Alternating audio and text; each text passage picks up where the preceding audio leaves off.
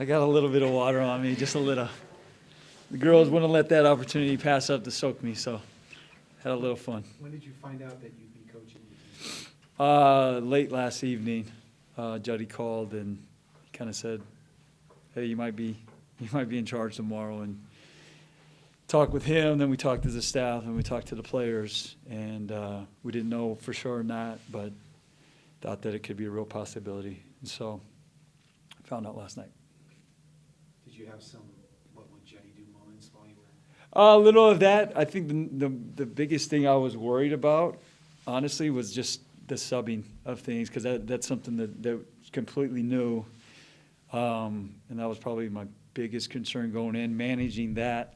If we have fouls, or we have 3 games this week, and then trying to get some opportunity for some of the young kids to play with some of our upperclassmen. So that was some of my concern coming into it. But honestly, most of it is just get out of the way. They're well taught. Juddy's done a great job with them. They know exactly what we're going to do. We had a great game plan coming in that Juddy implemented before we knew any different, and they came out and they were locked in from the jump. So. What were some of the things that led to that big first quarter? Well, we were going to hard show or trap all ball screens, and they came out and they started dribble handoff, so we couldn't really do that. Kind of threw a wrench in what we were planning. But the ball was just moving offensively, and with that first unit, you got to guard everybody, or else they'll make you pay, and they did today. Not a whole lot of minutes for them, but they highly effective in their playing time, and that thing was just going through every possession, it seemed like. You guys had 29 assists on 36 makes, then 5 in double figures. What impressed you most about the offense? That's something we stress all the time. Offensively, whether we're running a play or just our motion, let the ball find the solution, okay? And if somebody drives, give them a solution. And if they have the opportunity to take it, they've done a great job. I think my favorite play of the game was it got kicked out to Shaylee, and she had a good shot. She swung it to the corner to Maria and got a great shot. And so that's an emphasis. Our defense kind of led to a lot of it, honestly, but they moved the ball, and it was everybody today. Ball just kept moving and kept going through the hole. So you had that explosive first quarter, and then things kind of toned down a little bit in the second until the end, and then third quarter you came out again.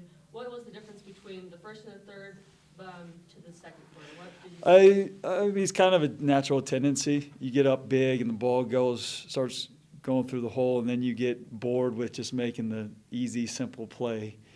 Gave up a few threes late in the second quarter and weren't guarding as well in the second quarter, which hurt our offense there.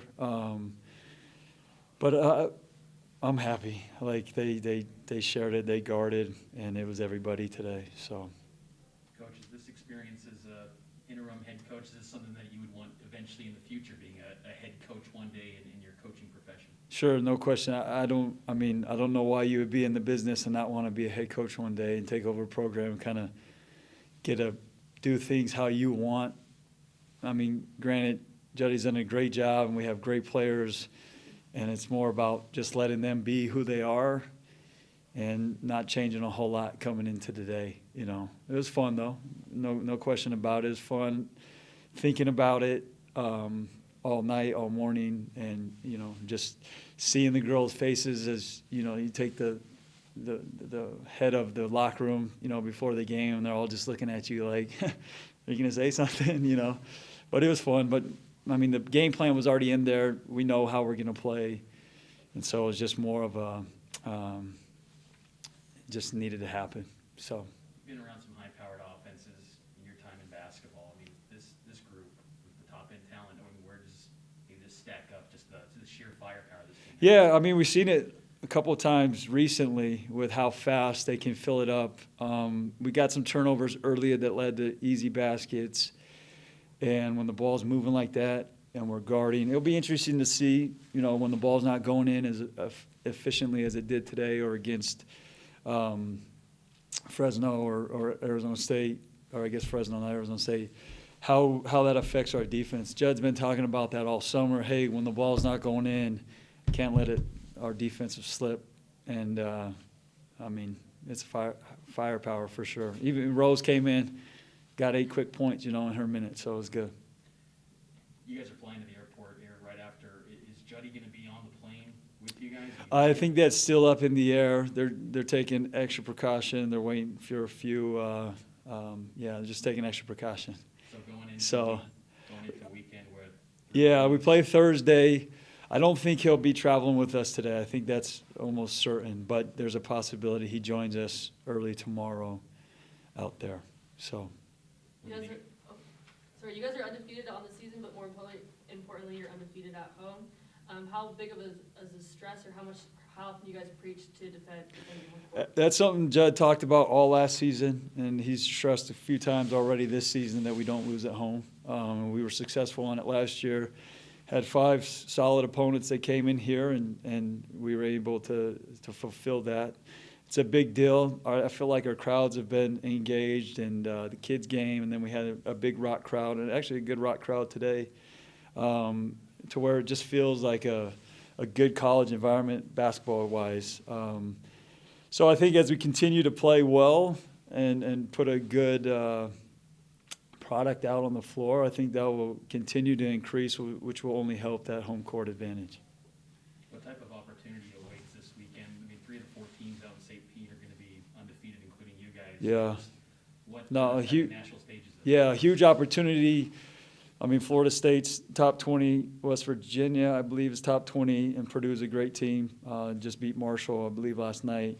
A couple more P5 opportunities for us, and we got a stretch of 5 straight against P5 teams, and be a good test for us. West Virginia's turning people over right now. Florida's big and athletic, and give us a chance to see where we're at and what we need to improve on. Hopefully we can go out there and play with confidence and have some success, though. Toward the end, we saw Keegan and Paisley leading the huddle in the timeout. Can you just talk about the value about having those veteran leaders, what that does for your team? Yeah, I mean, it's not very – I don't know if it's ever happened where you get somebody that can come back and they both come back. We're lucky for that. Not every school can say the same, where they had seniors that could have come back and they didn't come. So they know exactly what's expected, and they have high expectations themselves. And so they're relaying that to the rest of the girls. They're in there. I know when I got to the huddle late, they were preaching defense, and it's all about defense, and offense will come from defense, and that's what you want from your 6-year senior, leaders of the team, and they're just awesome to be around.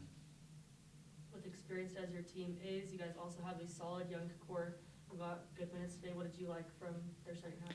Just how solid they played, how they approach the game plan, and try to execute it as best they can. It's a tough game for Emma, and she'll be more valuable as we play some of these bigger teams. And for her, it's a little bit harder because they're playing small, and she has to be out on the perimeter a little bit more than she's used to. But it's good. I mean, Nani approached the game very well, last game and this game. Same with Ori, same with Rose, same with Emma, and they just bring it. And they rely on the upperclassmen to kind of show them the ropes and to compete, and they do that, and that's all you can expect, Coach, was just curious, when you found out last night that you were going to be the interim today, did you maybe reach out to Coach Rose or anything? Because I know he's a great mentor to you. So, no question, I owe Coach Laz. He's the reason I'm in this profession. And I didn't send a text till late this morning to him. I texted my mom to tell the family, like, hey, they may want to tune in. But then I text Coach Rose and just said, hey, if you have time, we're playing at 12, and Judd won't be here, so I would at least watch it if you could. And it means a lot that he showed up with his grandkids and Cheryl, and I owe that guy a lot. And I'm glad that he was here to experience that with me, and it means a lot. Anything else for you guys? All right, thanks. Thanks, guys. Thank you.